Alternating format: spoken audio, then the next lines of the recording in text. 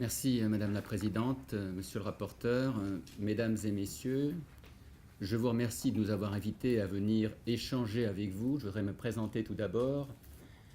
Donc, je suis patron de TPE, je suis courtier en assurance dans un quartier politique de la ville, donc vous me permettrez de penser que la problématique de financement des PME, je la vis d'abord tous les jours dans mon entreprise avant d'être un élu de la CGPME. Je suis aussi président de la commission financement de la CGPME depuis 2010 et je suis depuis peu de temps, c'est-à-dire depuis le début du mois, président de la région Île-de-France au titre de la CGPME. Avant de venir devant vous, j'ai regardé la saisine que vous avez rédigée et j'ai trouvé qu'elle était extrêmement bien menée puisqu'elle correspond totalement à ce que nous pensons depuis un certain nombre d'années et je me suis dit enfin on va peut-être sortir des postures et des images d'Épinal en matière de financement des PME. Parce que, quoi qu'on dise, depuis septembre 2008, c'est-à-dire le discours de Toulon où on a annoncé la crise, il y a quand même beaucoup d'eau qui est passée sous les ponts en matière de financement des PME et des TPE. Et je ne crois pas qu'aujourd'hui, on puisse tenir, comme l'a très bien rappelé Agnès Bricard, le même discours que l'on tenait en décembre 2008 avec René Ricol, en septembre 2010 avec Gérard Mex, en décembre 2014 avec Jeanne-Marie Pro, ou aujourd'hui avec Fabrice Pesin. Et là, j'ai cité précisément les présidents de l'Observatoire du financement des entreprises, médiateurs du crédit. Et ça me semble extrêmement important de dire les choses et de les dire en toute transparence, même si parfois ça ne correspond pas à ce que certains veulent entendre du côté des banques, mais aussi du côté des entreprises. Parce qu'avant de regarder la paille dans l'œil du voisin, il est bien de regarder chez soi comment on se comporte. C'est pour cela qu'il me semble important aujourd'hui de dire les choses ensemble. Et j'aimerais pour ma part attirer votre attention sur 3 points. Le premier, c'est la situation réelle, nous semble-t-il, des PME aujourd'hui. Le deuxième, ce sont la palette du financement des entreprises, telle qu'elle est bien expliquée dans l'ouvrage d'Agnès Bricard, mais qui évolue sans cesse, parce que le mérite d'un livre, c'est d'être là. Le mérite de la vie, c'est que ça bouge. Et donc, effectivement, avec le big data et le numérique, on avance. Et troisième point, vous me permettrez aussi de plaider pour ma paroisse, c'est de vous présenter ce que nous pensons, nous, la CGPME, comme proposition pour essayer de faire un peu bouger les lignes, parce que sinon on tourne en rond et ça n'aide pas nos entreprises, nos commerces, qu'ils soient petits, moyens ou beaucoup plus gros, dans les territoires, parce qu'il n'y aura pas de développement de l'économie et donc de développement d'emploi, parce que c'est ça la problématique, développer l'économie et développer la richesse des entreprises pour créer des emplois dans les territoires sans un développement des TPE, PME.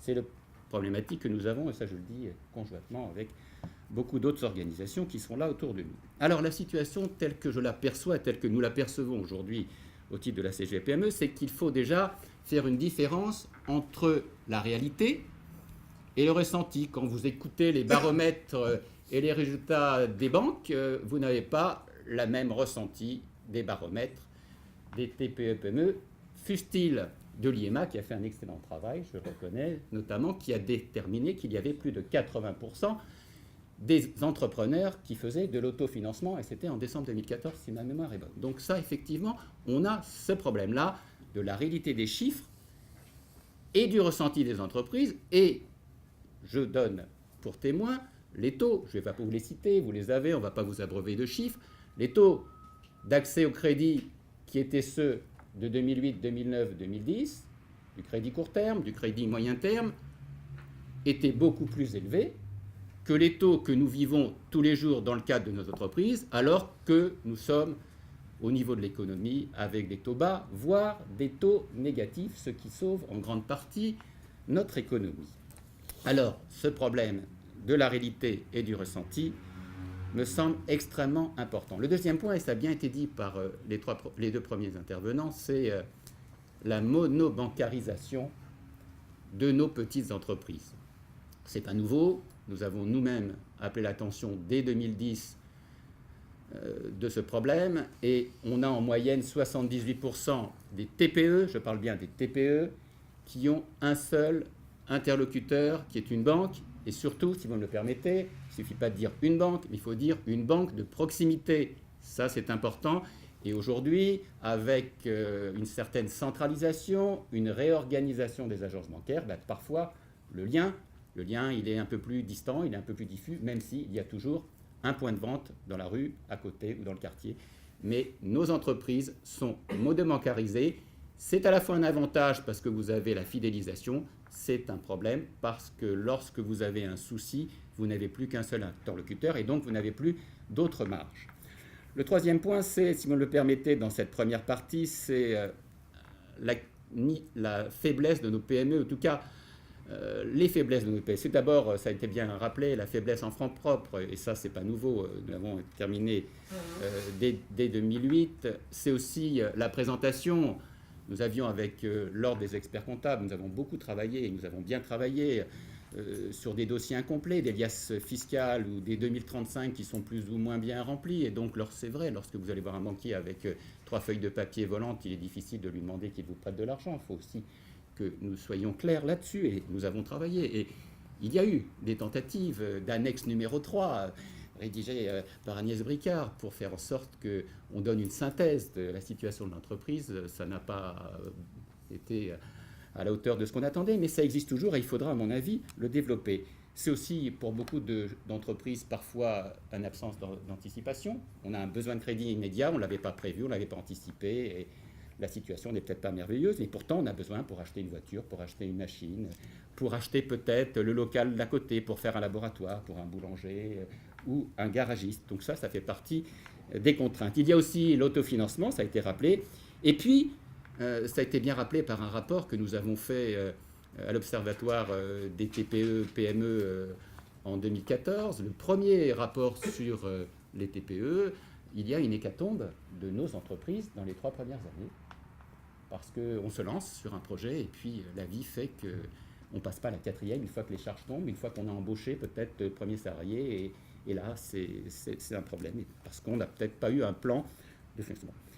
Et puis, globalement, un problème aussi qui est un problème économique, c'est que, pour ma part, je me suis aperçu que financer le capital aujourd'hui est beaucoup plus coûteux que financer de la dette. Donc, c'est quelque chose aussi qui entretient un système peu vertueux, mais qui est là, et c'est un problème économique, et nous devons en parler. Deuxième point, pour ne pas être trop long, et vous me direz si je vais trop long, c'est la palette du financement, et là je vais être un peu plus rapide parce qu'elle est relativement connue, mais il est bien de la rappeler. C'est qu'aujourd'hui, grâce au travail que nous avons mené ensemble aux assises du financement des PME en 2013, je crois que beaucoup de choses ont été faites. On n'est pas parti d'une page blanche, on n'a pas pu faire table rase. Des choses ont été faites en partenariat avec les acteurs sociaux et nous y avons bien contribué. Il y a un financement bancaire qui est là, il est très présent et aujourd'hui il ouvre les cordons de la bourse, disons-le, peut-être difficilement, mais ils sont ouverts.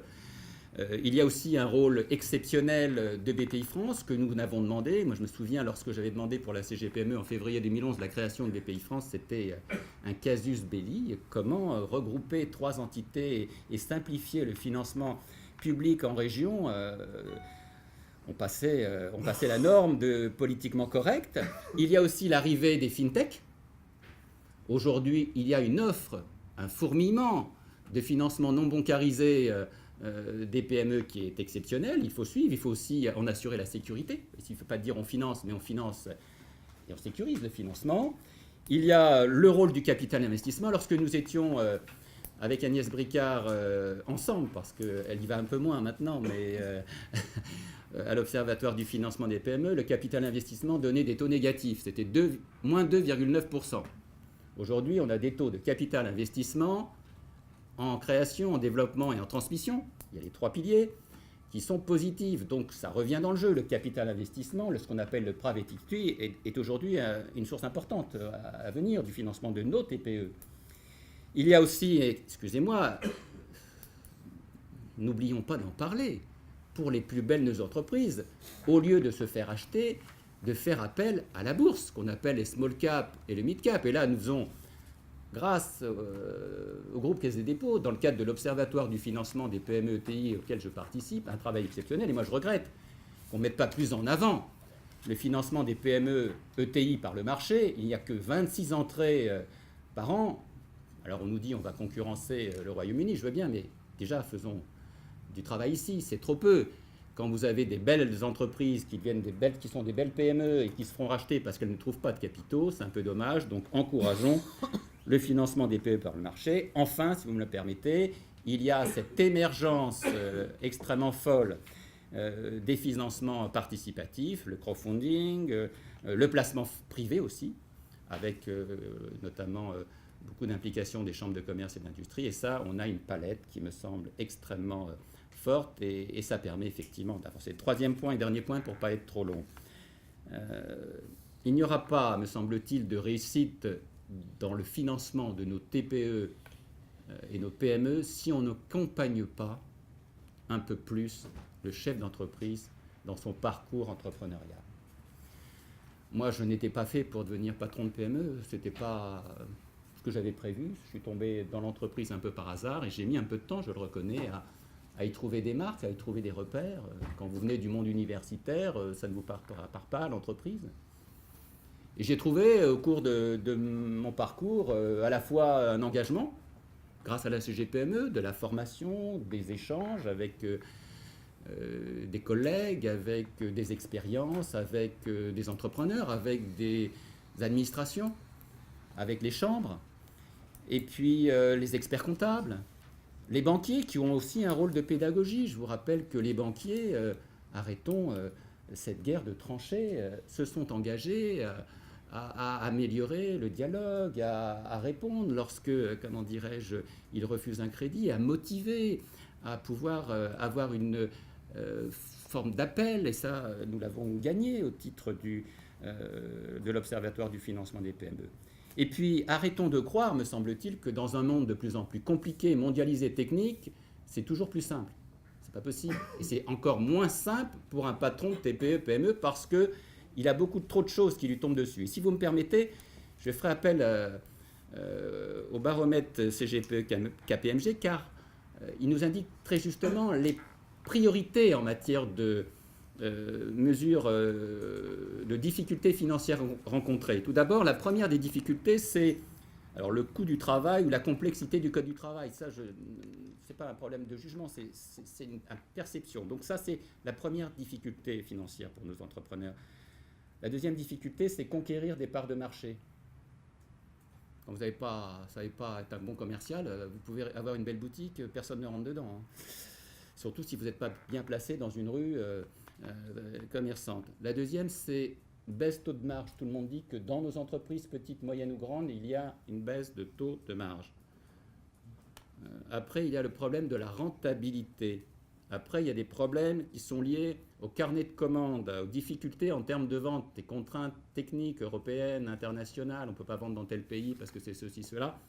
Et enfin, je dis bien enfin, ça fait le sixièmement, les problèmes liés à la fiscalité et au financement des entreprises. Donc vous voyez, attention au triangle, la tête en haut ou la tête en bas, n'inversons pas les priorités. Ça fait partie, en tous les cas, de la perception du terrain. C'est pour ça que j'aimerais, pour terminer, rappeler les propositions de la CGPME. Il s'agit pour nous déjà de améliorer, de continuer d'améliorer le dialogue banque-PME. Et je crois que depuis 2008, on a beaucoup travaillé ensemble. Il faut continuer dans la transparence, dans les réalités, dans aussi le dialogue, un dialogue, on peut dire musclé, mais constructif. Il faut que nos entreprises apprennent à maîtriser la facturage. On parlait tout à l'heure des banques qui refusent des crédits. Elles refusent aujourd'hui des crédits pour des raisons prudentielles. Il y a BAL 4 qui arrive, et puis il y a IFRS 9, Madame la présidente des experts comptables. Vous savez que c'est quand même une contrainte, et nous en avions bien parlé en son temps avec le regretté Jérôme Masque, qui nous a quittés malheureusement un peu trop rapidement.